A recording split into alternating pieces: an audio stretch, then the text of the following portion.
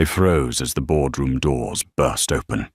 The man they had kicked out of seat 1A 3 days earlier walked in, straight-backed his eyes cold as steel.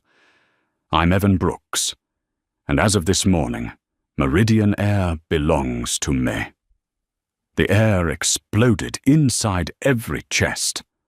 On the 32nd floor of Meridian Air's glass headquarters in downtown Seattle, the rain outside fell in thin silver threads over the bay.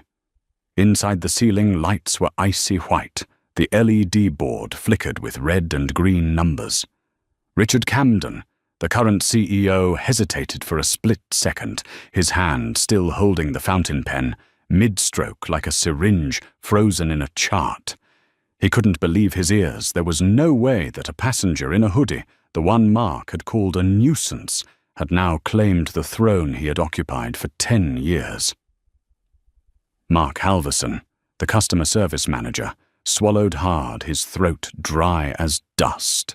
Becky Lowe, the chief flight attendant, set down her paper cup too quickly, her palms damp with sweat, her eyes darting across the wall like a bird searching for a way out. Evan didn't need a chair. He stood, letting every blink in the room fall upon him. His charcoal suit framed his athletic build, his tie knotted tight like a line, holding emotion in check. In his mind, fragments of sound returned from that rainy night in Chicago, the voice that said, "Step down," the grip of a security guard's hand on his elbow, the cold snicker of the man in the next seat, Bradley Keaton.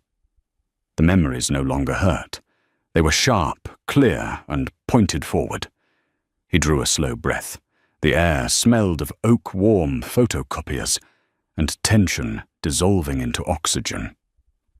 "You're meeting about a hostile takeover," Evan said evenly, his voice like a steel ruler. "It's not hostile anymore.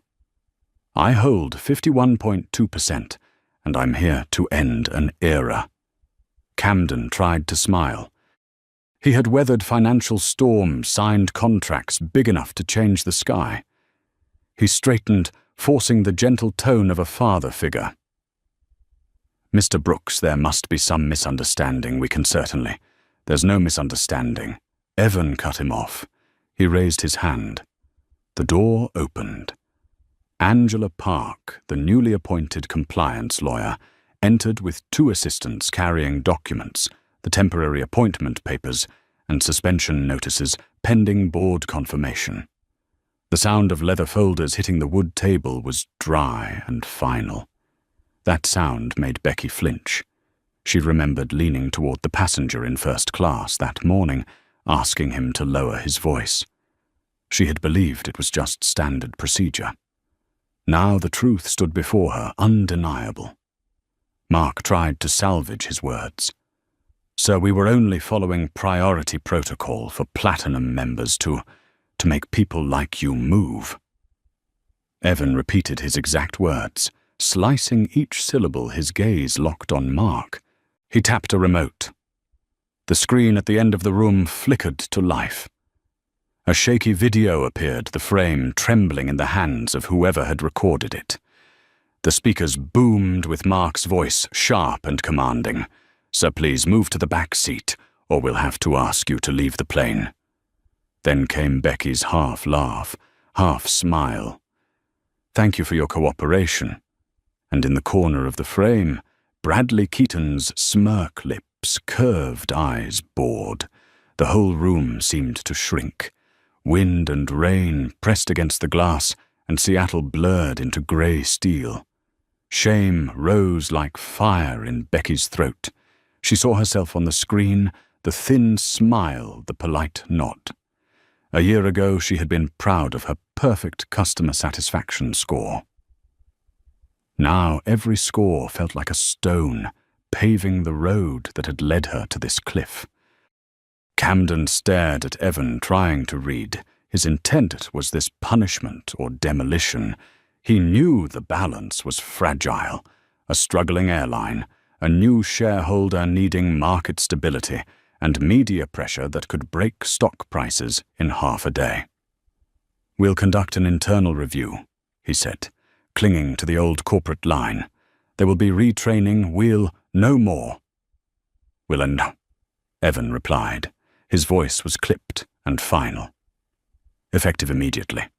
Richard Camden, you are suspended from all executive duties. Mark Halverson and Becky Lowe, your contracts are terminated and referred to compliance for investigation of specific violations. All refund and complaint procedures from the last 5 years will be reopened under third-party supervision." His sentences were short, firm, each one striking like a rivet, fastening the body of a shaking plane. Angela handed over the papers. Mark stepped back. He couldn't believe that 20 years of service had ended with a 2-minute video. But the weight pressing down on his shoulders wasn't the video. It was the choices he had made over and over, the reflex to judge skin before service, to bow to the word platinum, to raise walls at the sight of a hoodie. Evan felt no satisfaction. In his eyes burned not vengeance but discipline. He turned to the rain tracing silver streaks down Seattle's glass skyline. For a fleeting moment, his heart tightened with a single deep note. What would his mother say if she saw him now? The woman who once hugged her son in a cramped apartment and told him, "Dignity isn't something you wear. It's something you keep." He wasn't keeping it just for himself anymore. He was keeping it for everyone who had ever been pushed to the margins. "You think this is about seat 1?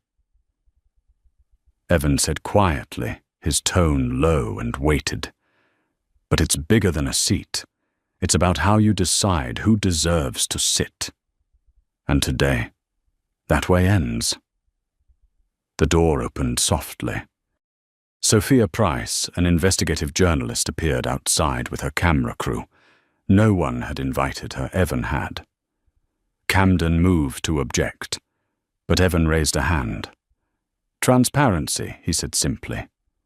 One word, and the room changed color. The remaining board members and department heads sat straighter, facing the mirror they had long avoided.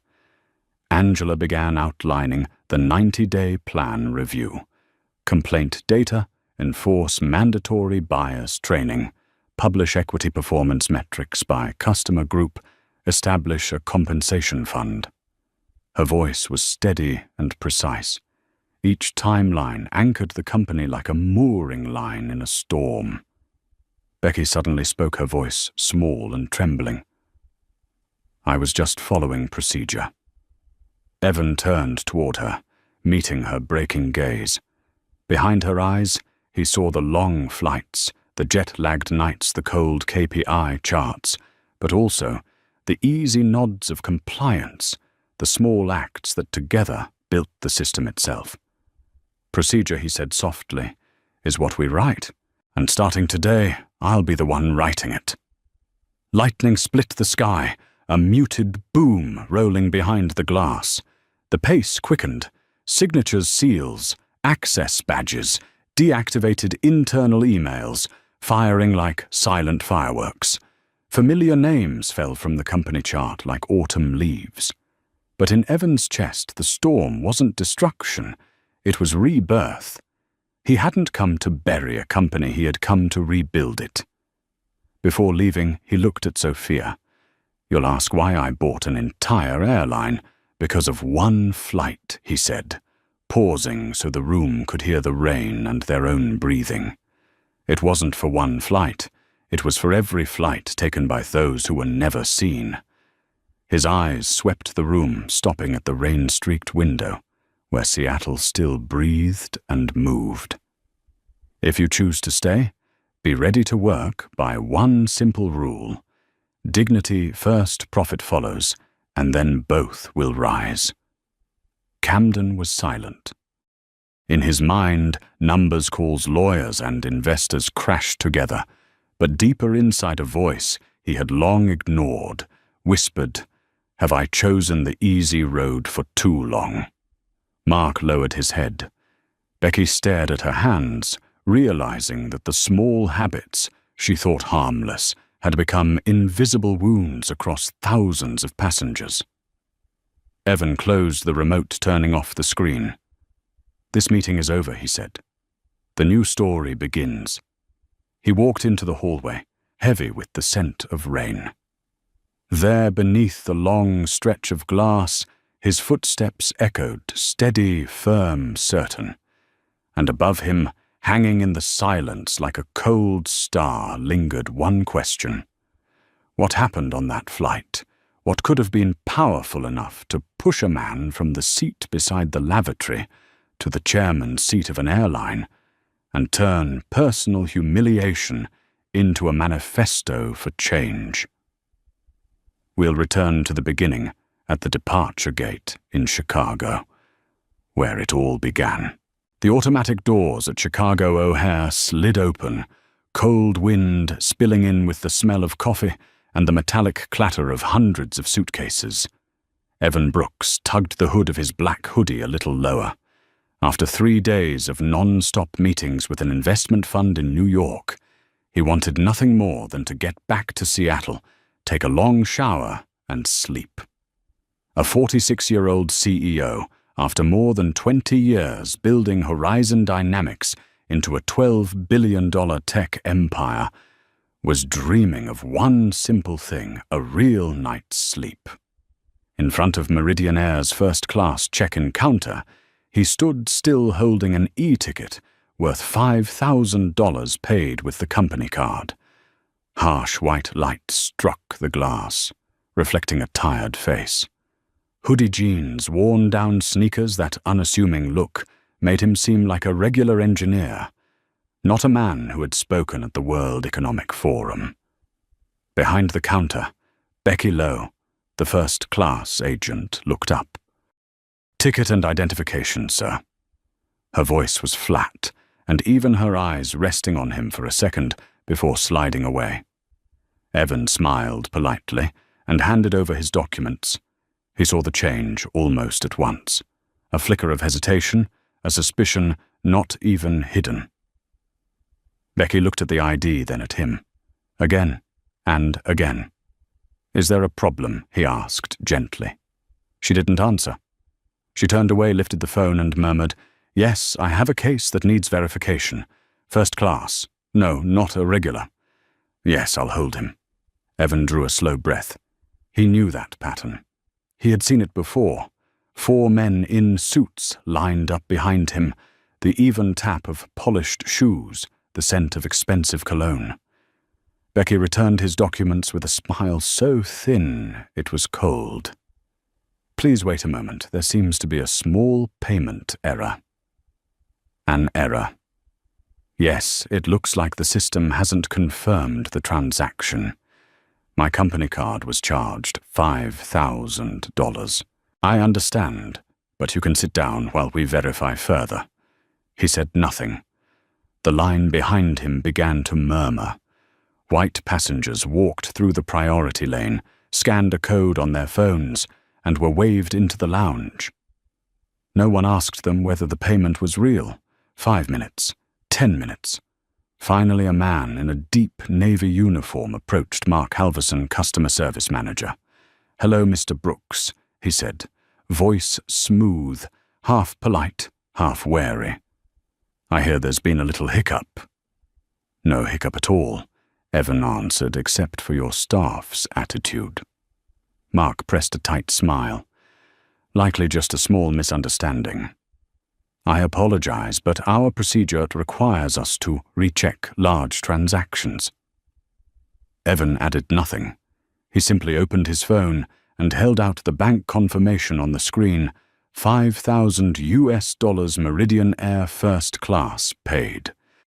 Mark glanced at it and said softly, "Yes, but if you could be patient, this is an internal matter. We'll arrange another seat in the meantime." "No other seat. I have seat 1A. We'll take care of it. Please cooperate." The words, "please cooperate," fell like a stone. Evan nodded without reacting. He knew if he argued now, they would say, "disruptive passenger." When the speaker announced boarding, he was still standing there, and then Becky returned, wearing a practiced smile. "We've completed verification. You may board now seat 1A by the window." Inside first class, soft amber light glowed on brown leather seats. Evan sat and exhaled. 3 rows, 12 passengers. An odd, luxurious hush. He opened his laptop and fired off a few emails to the finance team. Before he could close it, a man's voice sounded behind him. "Excuse me, I think you're in the wrong seat." Evan looked up. Facing him stood Bradley Keaton, a middle-aged man in an expensive grey suit, his collar as stiff as a nameplate of power. "Seat 1A is mine," Bradley declared, not even glancing at his own ticket. "No, it's mine," Evan replied, holding up his boarding pass. Bradley lifted his brows and looked for Becky, who was serving nearby. "Stephanie, Becky, we've got a problem. He's in the wrong seat." Becky stepped over, gave both men a quick look, then turned to Bradley. "I'm sorry, sir. There seems to be a small mix-up." "Let me check." Evan held out his ticket. "Clear as day seat. 1A. Becky studied it, frowned, and said softly, "Mr. Keaton, your seat is 1B. Bradley scowled. "No, I always sit by the window. I'm platinum." Becky forced a smile. "I understand. But today, no buts." He cut her off, lowering his voice, just enough for the row to hear. "I don't want to sit next to someone not suitable." Not suitable. 2 words as blunt as a blade. Becky was silent for a beat. Then instead of objecting, she turned to Evan. "So could you switch to 1B to help us out just for service convenience?" He looked at her calm. "I chose 1A when I booked. I want to stay in my seat." Becky pressed her lips together and turned away to call on the radio. 5 minutes later, Mark Halverson entered the cabin, his earlier courtesy gone. "Mr. Brooks," he said, "loading the name with warning you're disrupting boarding. We ask that you cooperate and move." "On what grounds?" Evan asked. "We have the right to arrange suitable seating for frequent passengers." "You mean suitable for skin color?" Evan asked, plainly. Mark stalled. "No, of course not. It's just a convenience matter." "Convenient for whom? For everyone." His voice dropped, and a phone camera clicked on. "I'm recording for transparency." Mark's brow tightened. "You're not permitted to record on the aircraft. The law doesn't forbid me from documenting discrimination." In the 3 seconds of silence that followed, Evan felt every gaze in the cabin settle on him. Some curious, some cold, a few sympathetic. Mark turned to 2 flight attendants. "Remove him from the aircraft. He's causing a disturbance." Evan remained seated, voice even. "I haven't raised my voice. I just want to keep the seat I paid for." 2 security officers appeared. One placed a hand on his shoulder. "Please come with us, sir." Evan stood without resistance.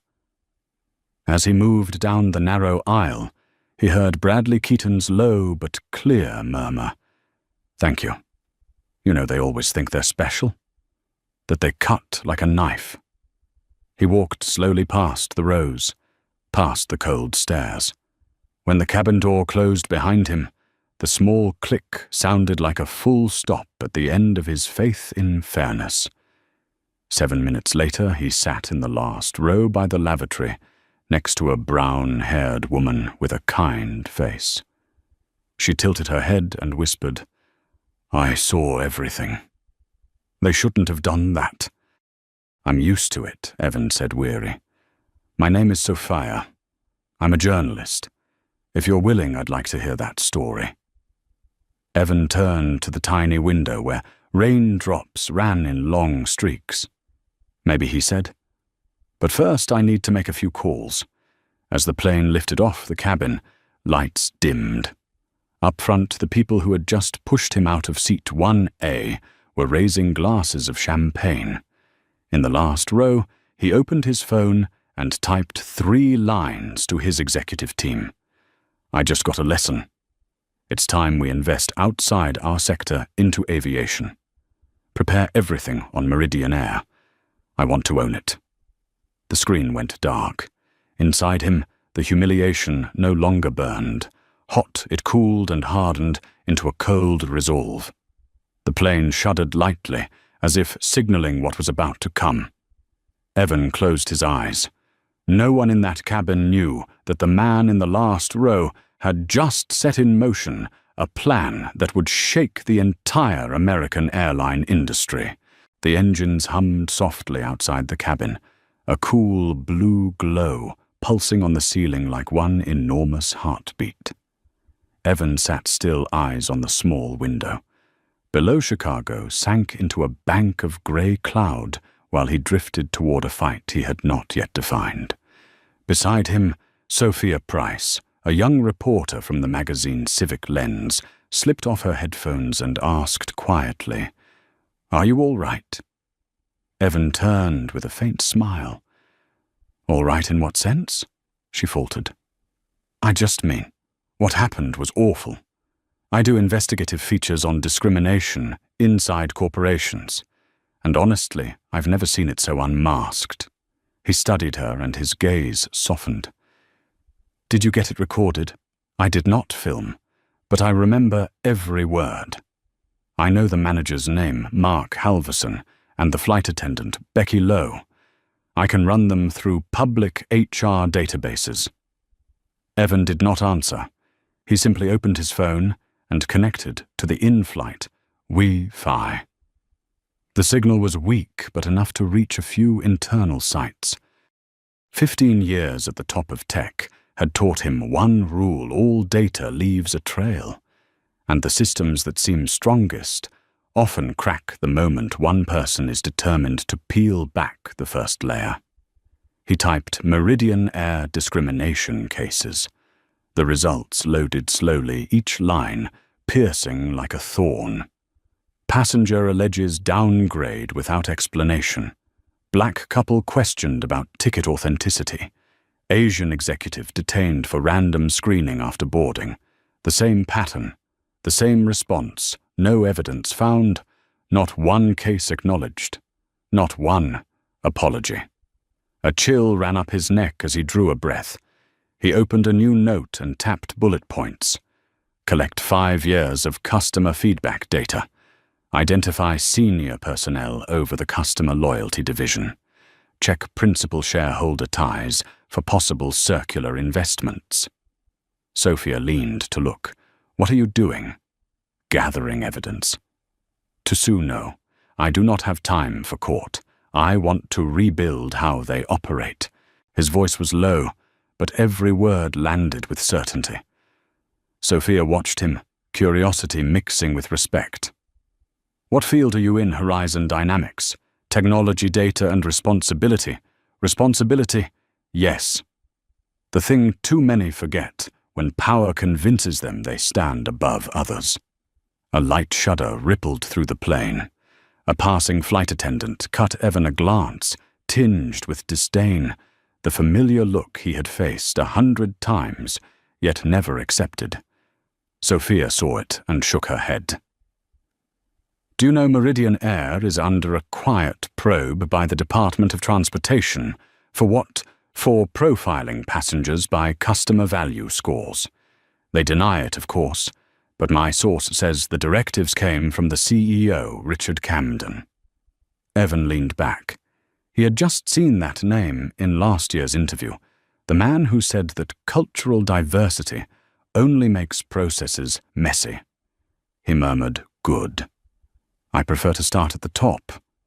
Sophia smiled. "You sound like someone who does not fear the system." "I do not, because I know how to run it." For a moment, the engine noise seemed to fade. The world narrowed to 2 people, a journalist chasing truth and a CEO pursuing justice in his own way. 3 hours later, the plane touched down in Seattle. Evan switched off airplane mode and a flood of messages arrived the Horizon Dynamics leadership team had been working throughout his flight. A text from Caleb Morgan, the CFO. Quick report after the Westfield deal, we have about $3 billion in cash. Anything wrong? Boss Evan typed back, I want Meridian Air's data. Shareholder structure, current debt and financing partners. As fast as possible. The reply came in under 5 minutes. Understood. You planning to go big again, duh? I just want to teach someone how to fly at the right altitude. He let out a short laugh. His anger was no longer burning, it had cooled into glass, clear and cold. Outside the window, Seattle was pouring rain. Droplets struck the fuselage in a rhythm like an urgent drum line. Evan caught his reflection in the glass, a man stripped of a seat, about to take the entire ship. That night, he reached his penthouse on the 48th floor, overlooking Elliott Bay. The apartment lit itself with quiet automation. No one waited for him, except his team's emails. He opened his laptop and launched a video call. 3 familiar faces popped in sequence: Caleb Morgan, the CFO Angela Park, the General Counsel, and Maya Patel, the head of investments. It's late, Evan. What's urgent? Maya asked. Meridian Air. Evan said straight to the point. I want a full brief. Caleb brought up slides. Charts filled the screen. Debt piled high. The stock sliding for 18 months, training budgets cut again and again. They are running on fumes, Caleb said. Without a capital injection, they will be insolvent within a year. Excellent, Evan answered. Who is the largest shareholder? Camden Holdings 38%. The rest is scattered across smaller funds. Anyone ready to sell? There is a group looking to exit 25%. They want a quiet buyer, nothing public. Evan's voice dropped. We will be that buyer. Angela frowned. Through the parent company. No, through 26 subsidiaries. Each takes a small slice. No one notices. By the time they do, it is too late. The virtual room fell silent. Only the rain remained. Maya spoke softly. You are turning an insult into a takeover. Evan looked straight into the camera. No. I am turning injustice into reform. Angela was careful. Why do we need to get involved at all? You could cut a video trigger, a media firestorm. And then what? They apologize, send a voucher, and it all fades, he cut in. I refuse to be the pitied victim. I want them to do the work right for good. The 3 studied him. In the blue wash of the screen, Evan's face was stark weary and lit by a fierce conviction. What do we call it then? Caleb asked. Evan smiled. Operation Accountability. Near dawn, Seattle slept to the sound of waves under the piers. Evan stood at the window looking down. Below, Meridian Air trucks still moved cargo staff, still wore the same uniforms he had seen, the same colors, the same cold quiet. His phone buzzed. A message from Sophia Price. I reached someone named Derek Vaughan, former HR director at Meridian Air. He was fired for opposing discriminatory policies. Do you want to meet? He replied, tomorrow morning, and bring every document he has. He sent the text and drew the curtains. The rain kept falling. Inside him, outrage was hardening into a clean blueprint, step by step, person by person, share by share. Meridian Air had dragged him out of seat 1A for the color of his skin. Now he would make the entire airline stand up and relearn how to treat human beings. Outside, lightning flashed. The brief flare lit his face. He was no longer the humiliated passenger. He was the man with the sky's fate in his hands. Morning in Seattle was wrapped in a cold silver haze. Rain fell lightly over Elliott Bay, shimmering like 1,000 shattered mirrors. On the 48th floor of the Four Seasons Hotel, Evan Brooks sat by the window, a cup of black coffee in hand. He hadn't slept all night. In his mind, the pieces of his plan aligned like a three-dimensional model, shares cash flow, cross-ownership structures, each fitting perfectly into a picture he called Operation Accountability. The phone rang. Caleb Morgan's voice, sharp and steady, came through the speaker. "I've confirmed it. Glenmark Capital is trying to sell 25% of Meridian Air's shares. If we move through a few shell companies, we can buy them quietly, without revealing our identity." Evan closed his eyes briefly. "Good. Start immediately. I want 26 subsidiaries involved, each holding less than 2%. Caleb hesitated for a moment, then asked, "Are you planning for Horizon Dynamics to be the final holder or no?" Evan replied, "This isn't a business deal. This is an ethical test for an entire industry." After hanging up, he turned back to the table. A thick folder weighted Meridian Air's financial records litigation history, and one particular email sent by Sophia Price the night before. The subject line was brief: "Meeting with Derek Vaughan, former HR director at Meridian Air. He has internal evidence." The cafe sat deep in the Fremont district by the river. Derek was already there, mid-40s, greying hair, an old wool coat frayed at the sleeves. His face carried the weary look of someone who had endured more than he cared to admit. When Evan approached, Derek stood eyes guarded, but hopeful. "You're the man Sophia mentioned," Evan nodded, sitting across from him. "I want to understand what happened inside Meridian." Derek glanced around and lowered his voice. "Are you sure you want to dig that deep? They're not easy enemies." Evan smiled faintly, eyes steady. "I'm not playing their game. I'm changing it." A quiet pause followed. Then Derek opened his briefcase and placed several thick bundles tied with rubber bands on the table, internal emails, statistics, handwritten notes from closed-door meetings. "This is everything I kept. I tried to take it to CEO Richard Camden, but he said I was complicating things. 3 weeks later, I was terminated for lack of cooperation." Evan flipped open a page, his eyes scanning quickly. The report showed that 87% of complaints from passengers of color were dismissed without investigation. The loyalty priority policy favored passengers deemed on brand, a corporate euphemism for well-dressed white clientele. And one memo from Camden to the board read, "Don't waste money on diversity training. Our customers don't want moral lectures." Sophia, sitting beside them, turned on her recorder. "Can I use this data for my exposé?" Evan rested his hand on the folder, voice low but firm. "Not yet. I need it for something bigger. When the time comes, you'll have exclusive access." Sophia nodded, her eyes lighting up. "So what are you planning to do?" Evan looked out the rain-streaked window. "I'll buy the very system that created this discrimination and use ownership to rebuild it from the ground up." Derek froze. "You're serious? More serious than any investment I've ever made. You'll be going up against Richard Camden himself. He's deeply tied to finance and media circles." "Even better," Evan said coolly. "I don't want to destroy a company. I want to destroy the culture that lets one like it survive." That afternoon, Evan had a private meeting scheduled with Henry Caldwell, CEO of North Star Robotics, a partner company in merger talks.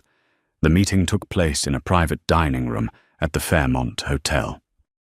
The space was intimate, paneled with cherrywood lit by soft golden light falling on the polished table.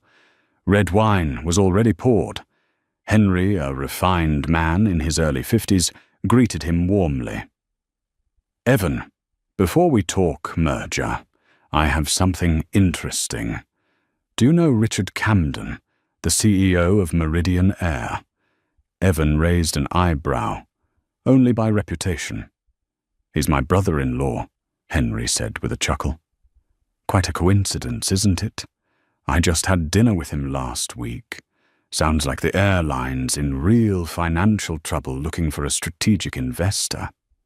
Evan gripped his glass slightly tighter, a cold wave rippling down his spine. Fate was clearing the runway. "How bad, pretty dire," Henry said quietly. "Without at least 300 million within 3 months, they'll default. But Richard's clever. He only wants a silent investor, no interference in management." Evan set down his glass, his eyes gleaming. "And you think I'd be interested in aviation?" Henry laughed. "You're interested in anything that makes profit, aren't you?" Evan smiled faintly. "Profit isn't always the end goal."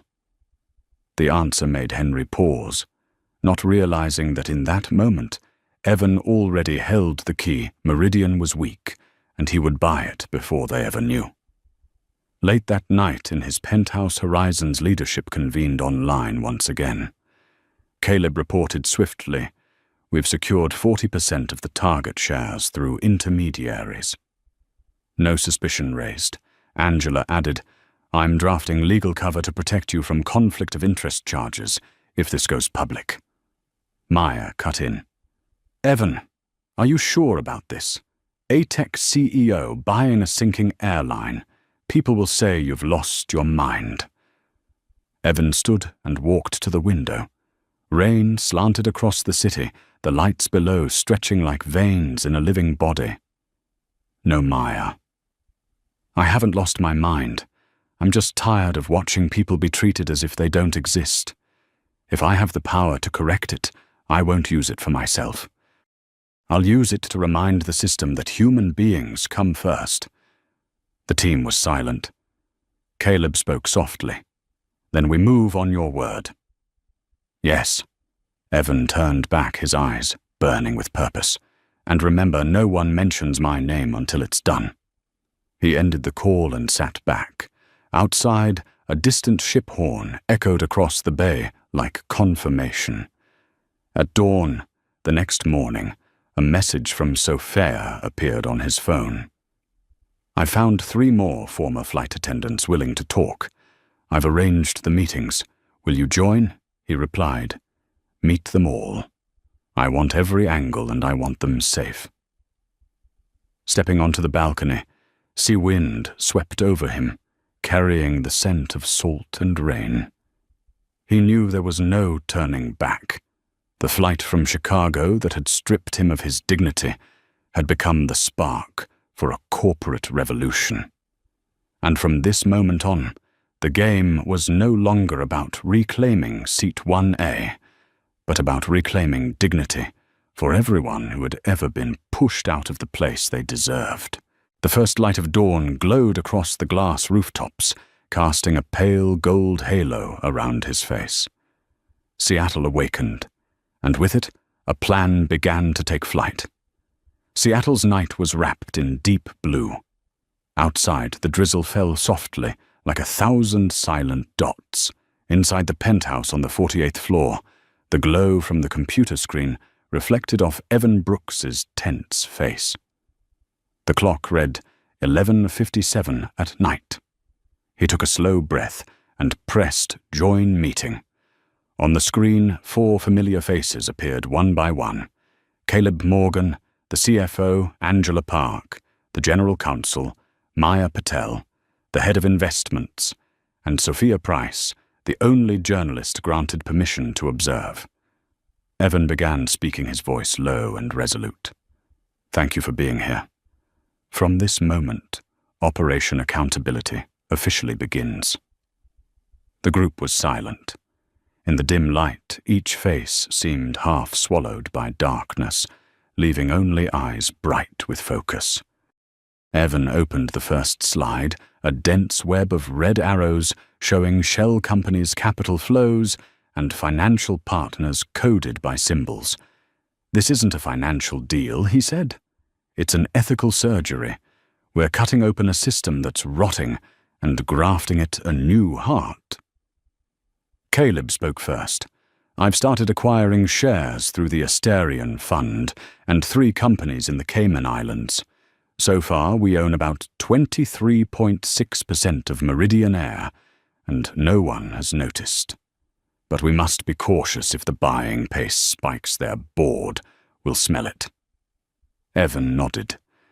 I want 51% before CEO Camden can call an emergency meeting. The less the press knows, the better. Maya Patel leaned closer to her camera. Do you think we're going too far? A tech CEO buying an airline just to make a point. The media will tear you apart. Evan answered slowly. Maya, this isn't revenge. I don't want to burn a system down. I want to teach it how to fly without dropping humanity. There was something in his tone that silenced the room, a calm so deliberate it made people believe every storm had already been mapped. Angela Park closed her laptop halfway and looked at Evan through the screen. I reviewed all the files Derek Vaughan provided. They've been suppressing complaints, altering internal data, even sending private memos to staff on how to handle customers who don't match the brand image. We can use it as evidence if needed. Evan tilted his head slightly. Keep it sealed. Release it only once we control the company, Sophia asked. So you mean you'll buy them and then expose them yourself? Evan smiled faintly. No. I'll expose them, but from their own chairman's seat. The words cut through the air like a blade. Someone in the group took a sharp breath. Over the next 3 days, the operation moved quietly, like an underground current. Caleb coordinated trades through 26 small entities spread across 7 countries. Angela worked with a team of attorneys to legalize every money flow.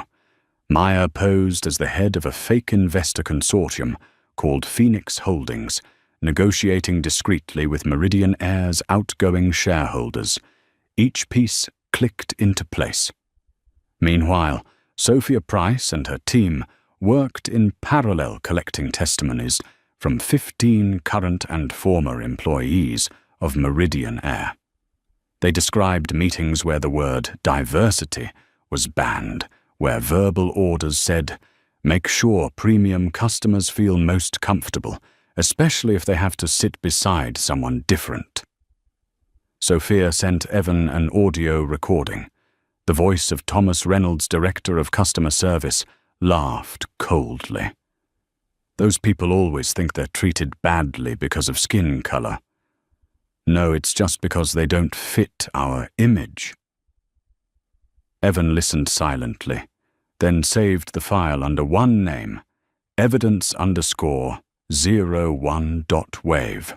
His face showed no anger, only the stillness of a man too familiar with injustice to be surprised by it anymore.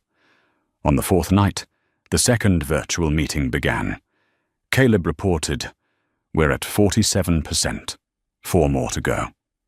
But I just got word, CEO Camden has called an emergency meeting tomorrow. He suspects irregular stock activity. Evan didn't frown. He only asked, can we complete it within 12 hours? Difficult, Caleb said. But if we push through the Singapore channel, maybe. Do it. He turned to Sophia. Prepare your crew. I want you at Meridian Air headquarters by tomorrow afternoon. When they realize who's behind it, you'll have a story America will never forget. Sophia looked at him, part thrilled, part uneasy. You're sure they could sue you for market manipulation? Evan gave a small smile. If I can buy them legally, I don't need manipulation. Before dawn, 3:42 in the morning, Caleb's encrypted message arrived. Done. 51.3%. We officially control Meridian Air. Evan read it. His mind calm as still water. No cheers, no applause, just one quiet thought. Justice is no longer a dream, it's a duty. He picked up the phone and called Angela.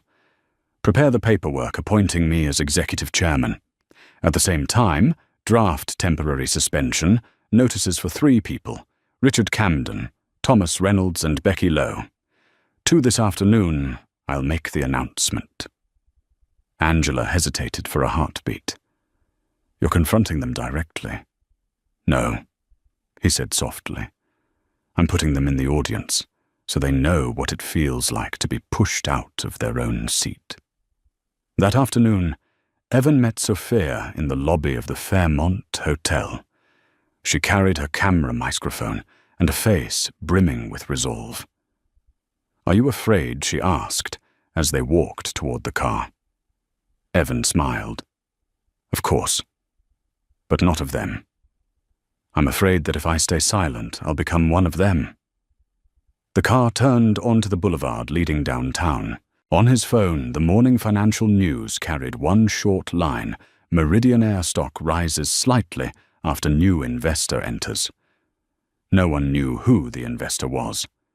No one imagined that the person sat in the black sedan, gliding past glass towers, eyes set on reshaping an entire system. When they arrived, Evan stopped before Meridian Air's headquarters, a 40-story building crowned with a silver-winged logo gleaming under the sun. He looked up at it, as if facing the force that had once broken him. There was no hatred left in his gaze, only purpose. He murmured almost to himself, 3 days ago they dragged me out of seat 1A. Today I'll drag them down from the sky. Then he stepped inside, ready for the first confrontation with people who didn't yet know the company's true owner had changed. Behind him, Sophia Price quietly pressed record. Her camera followed his steady stride into the storm's center, capturing a man walking toward justice, ready to rewrite it with his own hand. The story wasn't over. It was just beginning to take flight under the name Operation Accountability. The rain had stopped, and Seattle welcomed the afternoon with a cold, metallic light. Wind swept in from the bay along 4th Avenue, snapping the flags in front of Meridian Air's headquarters.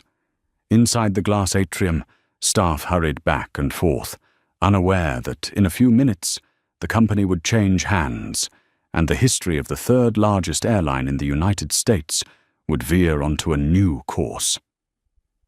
The elevator climbed steadily to the 32nd floor where an emergency board meeting was underway. Evan Brooks stood in the car with his fingers laced, breath slow. Beside him, attorney Angela Park clutched the appointment papers, eyes sharp as ice. Behind them, Sophia Price and her film crew followed close cameras set to silent record. When the doors opened, a receptionist glanced up and bowed slightly. Evan did not slow. He moved down the long corridor, laid with deep blue carpet light glinting off brass nameplates for each director. Every name, every seat of power each one had, helped build the system that pushed him out of seat 1A. Behind the large wooden doors the meeting had begun. Current CEO Richard Camden stood at the digital board, voice heavy. In the past 72 hours, more than 47% of the company's stock has been purchased by unfamiliar entities. I suspect a hostile takeover attempt. Another voice cut in, Thomas Reynolds, the service director, who had ordered Evan off the flight. We need to counter immediately. Issue more shares and rally loyal holders to increase their stakes. Camden nodded. I have asked legal to verify. My team will contact the SEC. The doors swung open. All heads turned. Evan walked in, calm as if the room already belonged to him. Apologies for being late, he said evenly. I believe you are discussing me. The boardroom fell silent. Only the soft whisper of rain against the windows could be heard. Camden frowned. Who are you? And who allowed you in here? Evan set a folder on the table and slid it toward him. My name is Evan Brooks, CEO of Horizon Dynamics. And according to these filings, I am the new controlling shareholder of Meridian Air." Camden snatched the papers and skimmed page after page. The colour drained from his face. "That is impossible," he stammered. "We did not sell." "Your shareholders did," Evan replied, voice hard as steel. "I currently hold 51.3% through 26 intermediary entities. The transactions are complete lawful and were confirmed by the SEC this morning." Thomas Reynolds shot to his feet, face flushed. "Is this some kind of joke? You have no right." Angela Park stepped forward and set another stack of documents on the table. Under the company charter, a controlling shareholder may appoint an executive chairman on an interim basis until the next general meeting. Mr. Brooks signed that resolution 20 minutes ago. Evan turned to Thomas with a faint smile. "You are right. I had no right until this morning. Now I do." In the corner, Becky Lowe, the flight attendant from the fateful flight, sat with the customer service management team. When she recognized him, her face went pale. The coffee cup in her hand trembled. Camden forced a smile. "If you think that because of one minor incident you can buy an entire company to get revenge," Evan cut him off, firm and final. "This is not revenge. It is responsibility." He lifted a remote and played a video on the wall. Footage from the flight filled the screen. Evan being asked to switch seats, a brief argument, then being escorted away. Reynolds's sneer, Becky's thin smile, every detail flooded the room's hush. When the clip ended, Evan spoke slowly. "This is how Meridian Air treats its passengers. And I am not the only case." He pressed the next button. Slides appeared, charts, figures, internal emails, the evidence collected by Derek Vaughan. 87% of complaints from passengers of colour dismissed without review. 62% disparity in compensation between white passengers and passengers of colour. Everything was clear as daylight. Sophia filmed from the corner, panning across faces, some lowered, some stunned hands, shaking under the table. Evan looked around. "Who among you still believes this was a mere incident?" No one answered. Only Becky whispered, I was just following procedure." "And that procedure," Evan said, "is exactly why I am here." He turned to Camden. "You built a system that sorts people like luggage. Today that system ends." Camden snapped, "You do not understand aviation. We are simply keeping premium customers comfortable." Evan tilted his head with a small smile. "By humiliating others. That is business.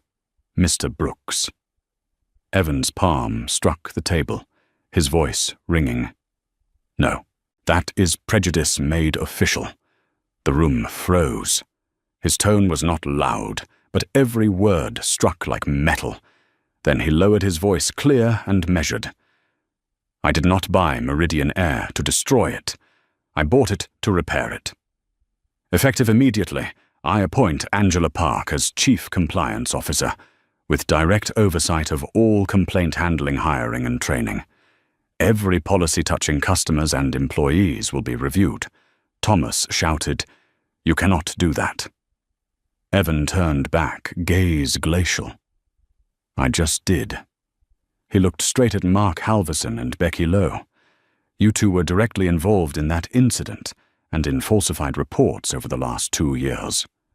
Effective now, you are suspended, pending internal investigation. All access privileges are revoked immediately." Becky broke into tears. Thomas slammed the table, but security was already at the door. "You will regret this," he rasped. Evan answered, "I have already spent long enough regretting my silence." Camden rose, fighting to keep his poise. "I will speak to the shareholders. They will not let you ruin this company." Evan held his gaze. "I am not ruining it. I am curing it." He nodded to Sophia. She stepped forward, microphone live.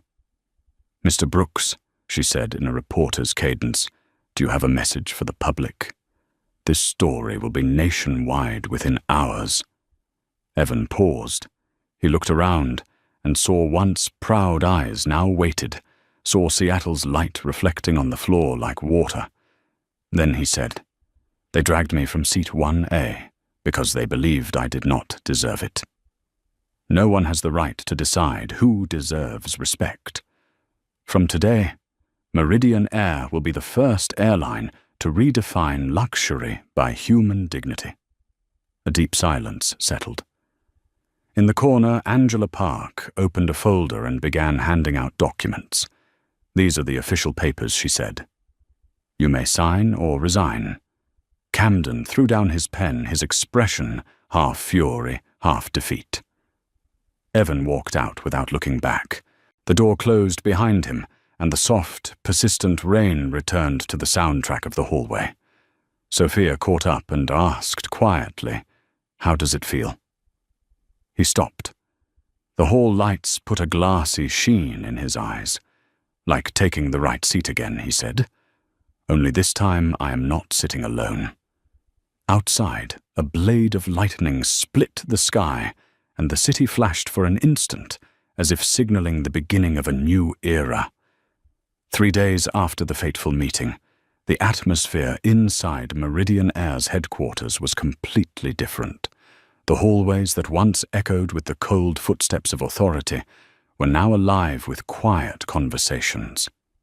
The plaque reading CEO office had been removed, replaced with a new one, gleaming in the light Executive Chairman Evan Brooks. On the top floor, an internal live broadcast was being carefully prepared. Nearly 8,000 employees, from pilots and flight attendants to ground staff, had logged into the system. Giant screens at Seattle, Denver, and Atlanta airports simultaneously displayed the headline, "Reform Announcement, Evan Brooks, Executive Chairman of Meridian Air." Evan stood before the camera, not wearing a suit.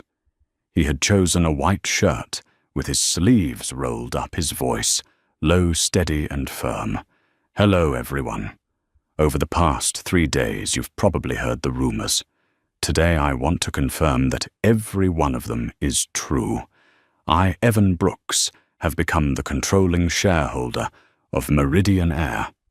And I am not here to cut costs nor to punish. I am here to rebuild the foundation." He paused, looking directly into the lens. "A week ago, I was asked to leave seat 1A. Not because of a technical issue, but because of prejudice. I did not get angry. I simply asked myself, how many others have silently left their seats the same way? How many customers, how many employees have been pushed aside just because they did not fit someone's idea of what is proper? Today, my answer is simple enough." Behind the scenes, Angela Park watched the live broadcast, lips pressed together, eyes filled with pride and concern. The way Evan spoke, gentle yet resolute, felt less like a speech and more like a declaration. Even those who once doubted him could not look away from the screen. From this day forward, Evan continued. Meridian Air will be rebuilt upon 3 principles: transparency, accountability, and respect. I call it the 90-day plan. Over the next 90 days, everything will change, not just in documents, but in the hearts of every person. He pressed a button on the remote, and the screen behind him lit up. One mandatory unconscious bias, training for every employee from pilots and flight attendants to senior leadership. To a full review of the past 5 years of ignored complaints, every case to be re-examined by an independent committee. 3 diverse hiring and promotion policies. No one will be excluded, based on race, gender, or background. 4 transparent customer data. Every satisfaction and feedback report will be published regularly, untouched, and unedited. 5 the creation of the Dignity Fund to compensate passengers who faced discrimination and to provide free legal assistance to victims. This is not a press release, he said, his voice softer. This is a promise. And this promise does not come from a CEO, but from a man who knows what it feels like to be dismissed. In the live chat window, thousands of messages began flooding in. Thank you, I've seen this happen every day. For the first time, I'm proud to say I work at Meridian. I hope this time we really change. But not everyone was ready to accept it. That afternoon, during a management meeting, tension filled the air. A grey-haired man rose to speak, Walter Simmons, the sales director, his tone heavy as a hammer. We are a business, not a social organization. Mr. Brooks, you may be a tech genius, but the airline industry doesn't run on moral lessons. It runs on profit. The room murmured in agreement. Evan smiled calmly and didn't argue. Instead, he took a financial newspaper from his pocket and opened it to the center page. Harvard Business Review. He read reports that companies with diverse workforces are 35% more profitable than average. He slid the paper toward Walter. That's not a moral lesson. That's business reality. Walter fell silent. Angela followed up. When we treat people fairly, we don't just keep customers, we keep trust. And trust, Mr. Simmons, is the only form of capital you can't buy. The room quieted. Evan looked around. If anyone feels that Meridian's new values don't align with their own, the door is always open. But if you stay, we will prove that dignity and profit can fly in the same direction. That evening, Evan returned to his office. Heavy rain veiled the city in silver. He gazed down at the taxis moving below, glowing like fireflies in the mist. A message popped up from Sophia Price. I've finished the investigation. 15 current and former employees are ready to testify. But are you sure you want me to publish it now? Evan replied. Not yet. Let them see. We're changing first. Then tell the story. He set the phone down and exhaled. On his desk, the interim report showed that in just 3 days, Meridian Air's stock had risen 7%, and social media was flooded with praise for his speech. A CNN journalist wrote, Evan Brooks is turning justice into a new business model. Angela entered, carrying a fresh folder. This is the list of reopened complaints. Some victims have asked to meet you. Evan nodded. I'll meet them all. No one deserves an apology by email. 2 weeks later, at Atlanta International Airport, one of the airline's main hubs, Evan personally attended the first training session.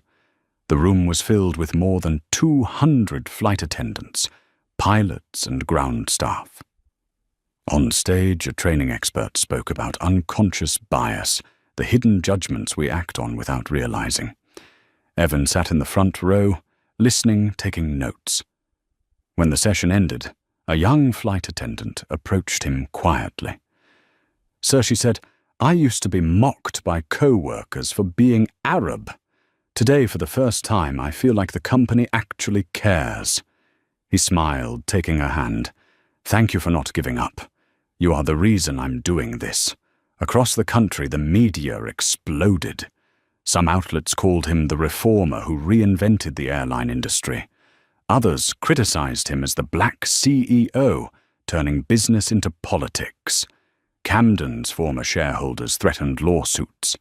But Evan stood firm. At a press conference, he looked straight into the cameras.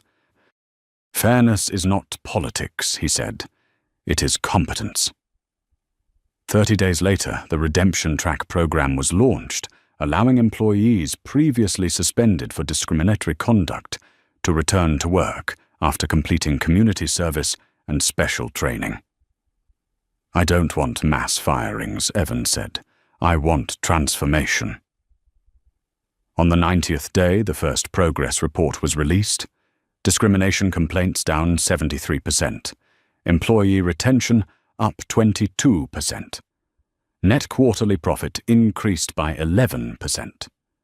Meridian Air, once seen as a cold, conservative institution, was now hailed by Forbes as the comeback story of the decade.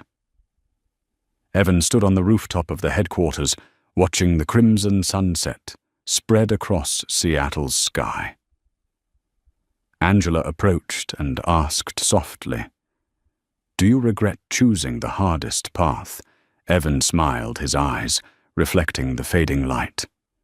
If justice were easy, people wouldn't have to fly around the world to find it.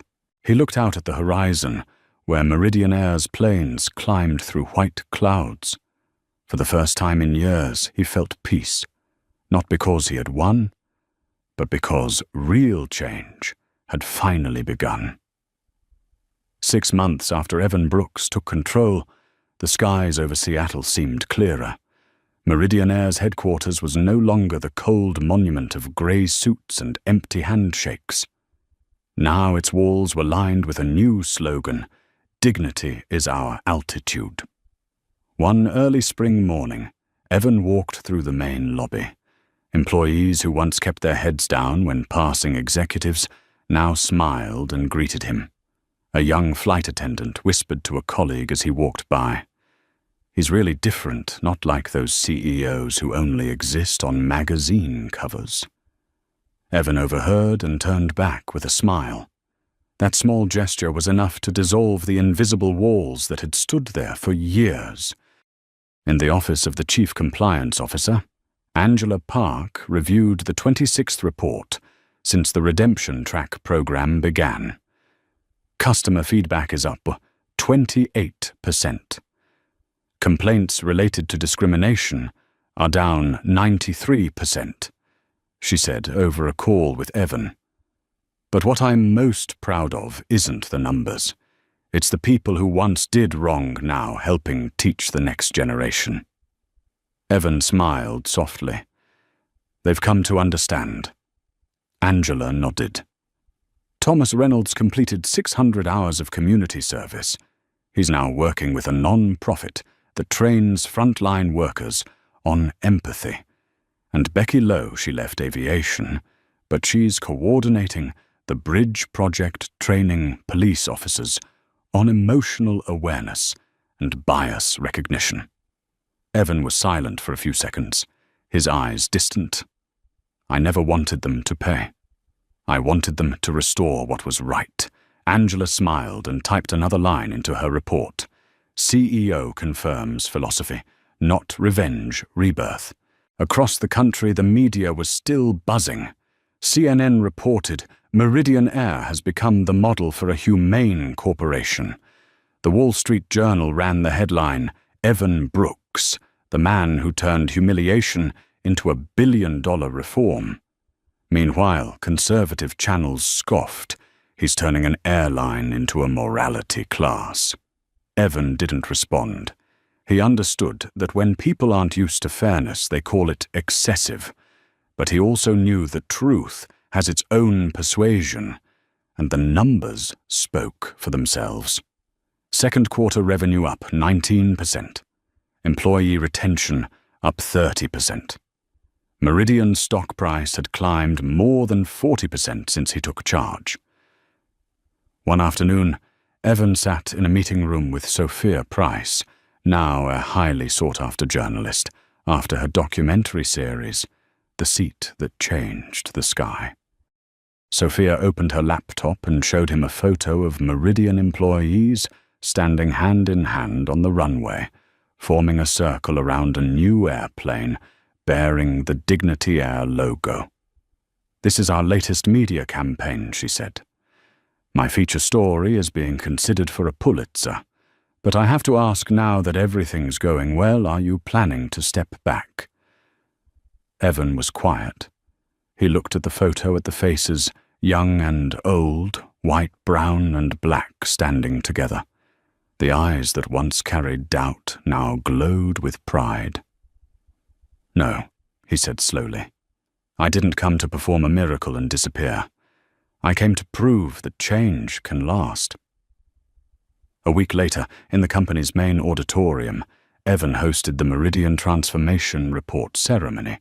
Stage lights reflected off the wooden floor as over 200 investors, journalists, and employees gathered. Evan took the stage not with a speech, but with a video, a montage of the past 6 months, the first broadcast, the training sessions, the moments when employees embraced after receiving public apologies from the company.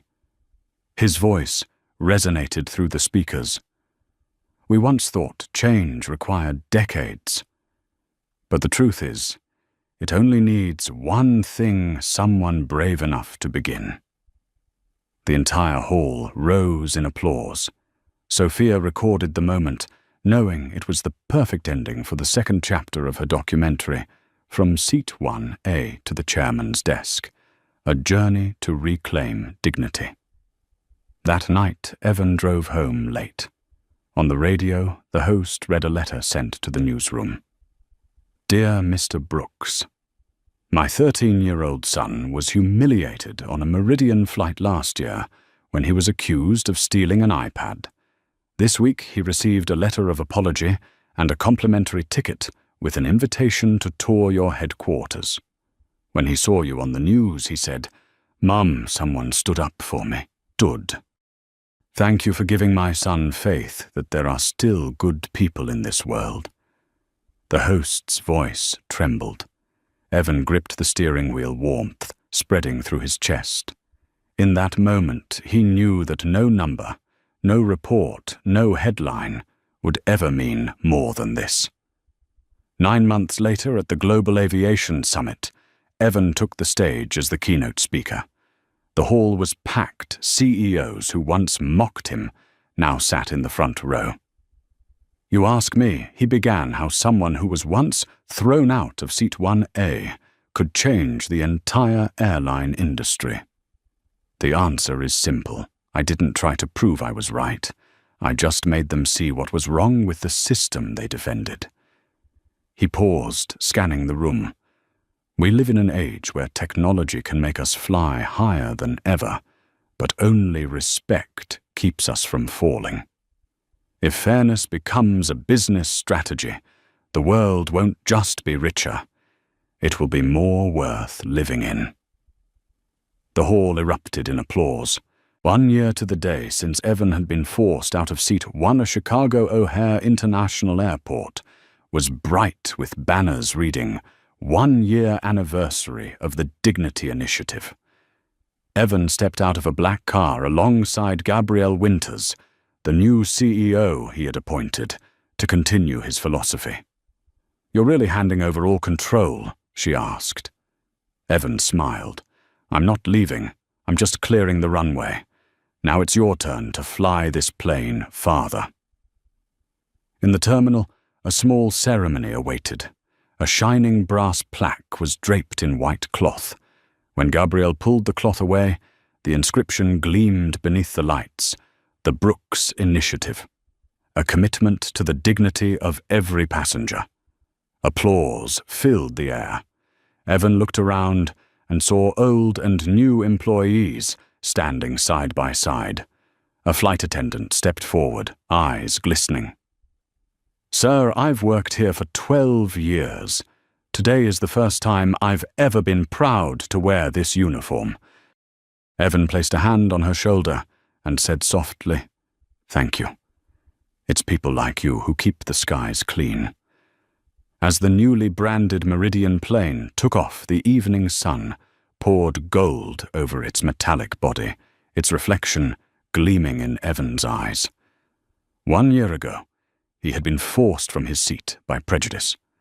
1 year later, he stood watching thousands sit where they truly belonged. Evan Brooks smiled. He hadn't just reclaimed Seat 1A for himself.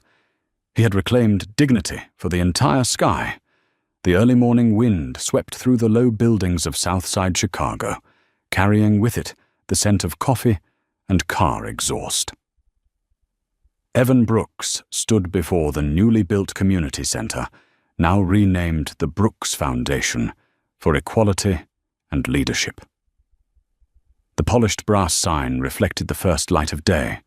Today, he had returned to the place where his difficult childhood began, the same streets, the same leaking roof, and the same wary looks he once endured simply because of his skin color.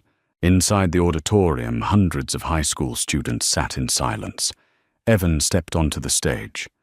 There was no orchestra, no ceremony. Just him, a microphone, and a story. You know, he began, his voice calm and steady. A year ago, I was asked to leave a first-class seat. Not because of a mistake, but because they didn't believe I could afford that ticket. The room went still. But instead of suing, instead of getting angry, I chose to buy the very system that made me leave that seat. Because there's one lesson I learned early on: if you only react, you'll always be chasing injustice. But when you change the rules, injustice has to learn how to play by yours. A boy raised his hand. "Sir, what if I don't have billions of dollars like you?" Evan smiled. You don't need billions. You just need the courage to start with one small action, one timely word. Change doesn't begin with money. It begins with the belief that you can make a difference. Applause filled the room, not polite applause, but the sound of hearts awakening. Evan bowed slightly, his eyes bright. He knew that a seed had just been planted in the same place where he'd once been told that dreams were a luxury. Leaving the center, Evan stopped by a small cafe on the corner, the place where it had all begun. A scene made him pause. A middle-aged black man was being questioned by a young barista for not paying his bill. Evan watched for a moment, then stepped forward.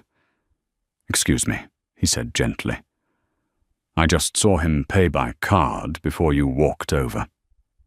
The young employee stammered, embarrassed, and apologized. Evan didn't scold. He sat down beside them and spoke softly. "This is why we have to learn to think before we judge.